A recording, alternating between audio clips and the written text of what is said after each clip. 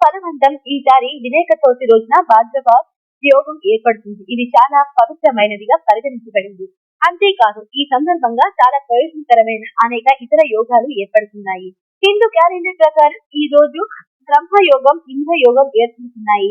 ఈ రెండు యోగాలు కూడా చాలా ప్రయోజనకరంగా పరిగణించబడ్డాయి. ఇంకా అంతేకాదు ఈ రోజున సిద్ధ యోగం కూడా ఏర్పడుతుంది. 2024 సంవత్సరంలో వినాయక చవితి పండుగను సెప్టెంబర్ 7వ తేదీన జరుపుకుంటారు.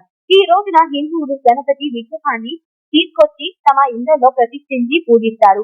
గణేష్ చతుర్థి సందర్భంగా మీ అదృష్టాన్ని మార్చే యోగం ఏర్పడుతుంది. ఈ యోగాలలో భగవంతుని మనస్ఫూర్తిగా పూజిస్తే మంచి రోజులు వస్తాయని పండితులు చెబుతున్నారు. ఈ సంవత్సరం వినాయక చవితి పూజ సమయంలో ఏర్పడే భాద్రమాస యోగం కూడా అంటే ఏంటో తెలుసుకుందాం. భాద్రమాస యోగం అంటే ఏమిటి? వినాయక చవితి పండుగ భాద్రపద మాసంలోని శుక్లపక్షం చతుర్థి నాడు జరుపుకుంటారు. ఈ రోజున వినాయకుని పూజించడం వల్ల విశేష ప్రయోజనాలు లభిస్తాయి.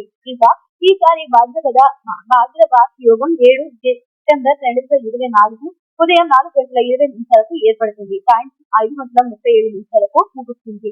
భాద్రపద భద్ర పాతాళంలో నివసించే కాలం ఇది.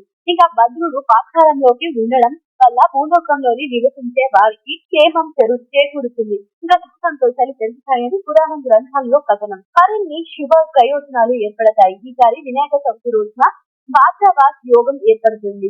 ఇది చాలా పవిత్రమైనదిగా పరిగణించబడింది. అంతేకాదు ఈ సందర్భంగా చాలా ప్రయోజనకరమైన అనేక ఇతర యోగాలు కూడా ఏర్పడతాయి. హిందూ క్యాలెండర్ ప్రకారం ఈ రోజున బ్రహ్మ యోగం, ఇంద్ర యోగం ఏర్పడతాయి. ఈ రెండు యోగాలు కూడా చాలా ప్రయోజనకరంగా పరిగణించబడతాయి.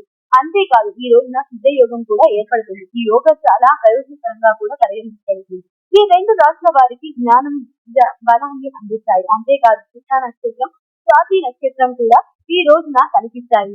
ఇంకా ఈ రెండు నక్షత్రాలు చాలా ఫలవంతమైనవిగా పరిగణించబడతాయి. ఆకాశంలో మొత్తం 27 నక్షత్రాలు ఉంటాయి. ఈ రాశులలో స్వాతి నక్షత్రం చదువుల తల్లి సరస్వతి దేవికి సంబంధించింది. దీంతో విద్యా రంగంలో పురోగతికి చేస్తుంది. ఇంకా అదే రోజున అడుగు పెట్టనున్న చిత్ర నక్షత్రం కూడా 27 నక్షత్రాలలో 14వ నక్షత్రం. ఇంకా ఈ నక్షత్రం కూడా శుభప్రదంగా పరిగణిస్తారు. ఇది శక్తికి చిహ్నం. వినాయక చవితి రోజున చిత్ర నక్షత్రం మధ్యాహ్నం 12:34 ముగుస్తుంది. ఈ నక్షత్రం ముగిసిన తర్వాత స్వాతి నక్షత్రం అడుగు పెడుతుంది.